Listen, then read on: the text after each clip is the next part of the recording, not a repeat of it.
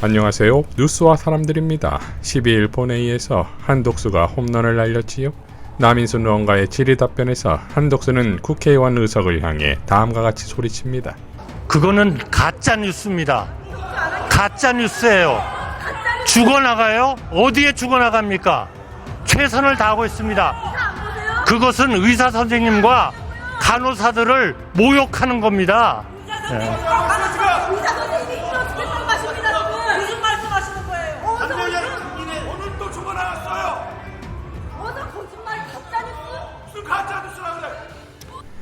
자, 대단하지요? 이어 백혜란 의원과의 질의응답 과정에서 드디어 윤석열 정권을 폭망시킬 폭탄들을 연달아 터뜨립니다. 지금 이렇게 응급실이 어렵고 국민들이 만나면 아프지 말자 인사합니다.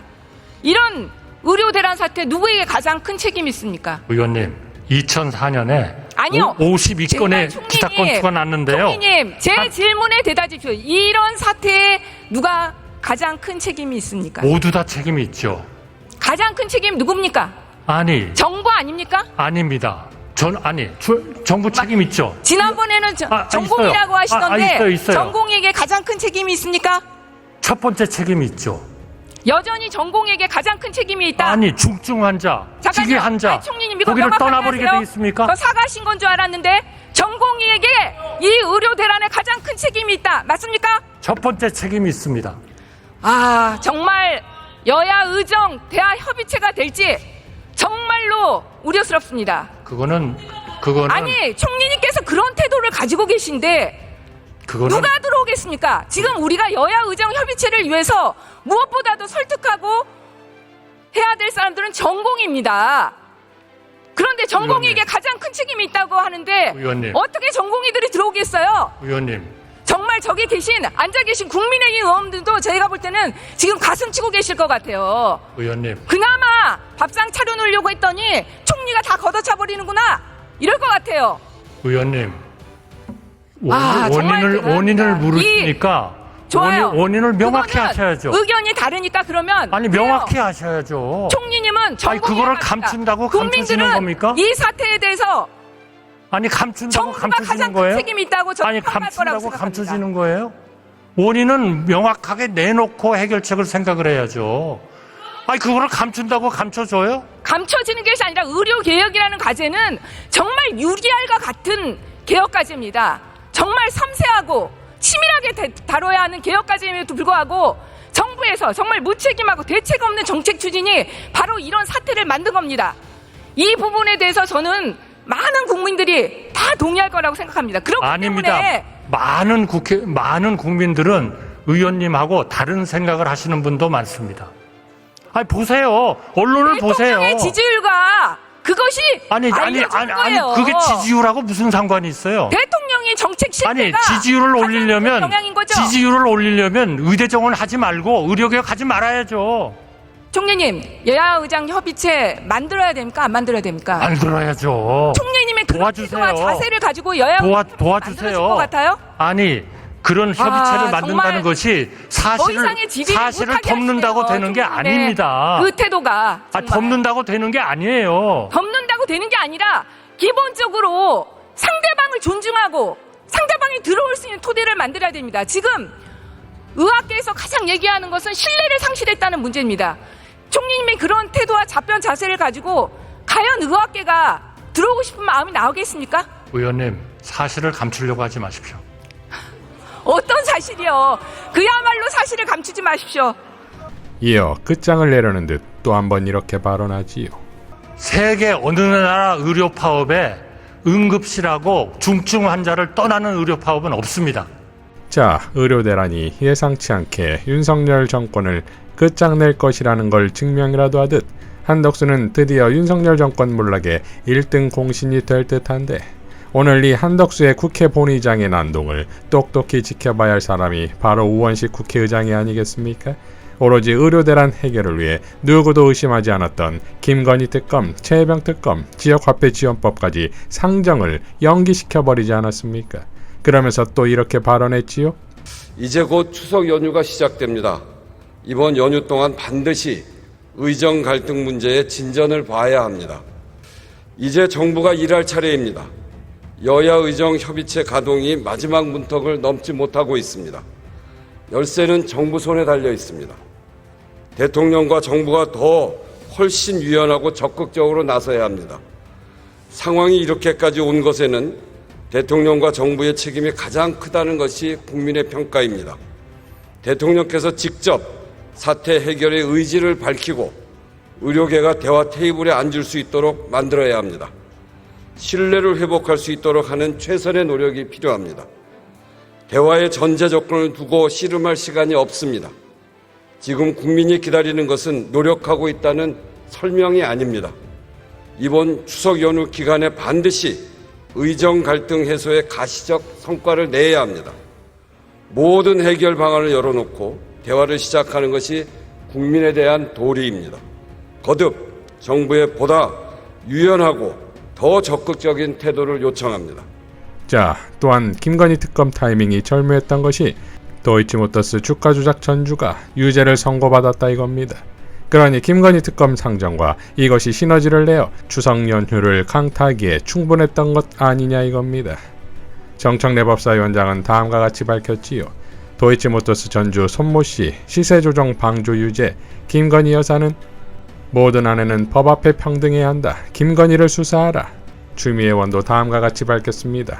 2차 주가 조작을 알고 돈을 댄 전주 손씨가 항소심에서 주가 조작 방조 행위에 대한 공소장 추가를 통해 유죄로 되었다. 이로써 주가 조작에 김건희 계좌가 48회 이용되었다는 1심 판단을 검찰이 외면할 수 없게 되었다.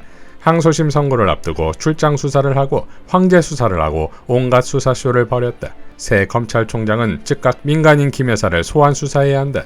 소환에 응하지 않더라도 당장 기소할 수 있다. 법원 판결만으로도 최소 주가 조작 방조는 면할 수가 없기 때문이다. 라고 밝혔습니다. 박은정 의원도 다음과 같이 밝혔지요. 서울중앙지검은 김건희도 기소하라. 주가 조작 금액 중 47%, 23억 수익엔 솜방망이, 부정거래 가담 1억 손실에는 쇠몽둥이. 윤석열 검찰의 이중적 작태가 가히 눈물겹습니다. 출장 황제조사 서비스로 머리를 조아리더니 도이치모터스 주가 조작 혐의에 대해 검찰은 김 여사에게 아무런 죄를 묻지 않고 있습니다. 2심 재판을 거치며 주가 조작 방조 혐의로 손모 씨를 추가 기소한 점과는 대조적입니다. 손모 씨는 도이치모터스 주가 조작 당시 부정한 거래 행위에 가담했지만 1억이 넘는 손실을 봤던 인물입니다. 그럼에도 오늘 항소심에서 중한 유죄가 선고되었습니다.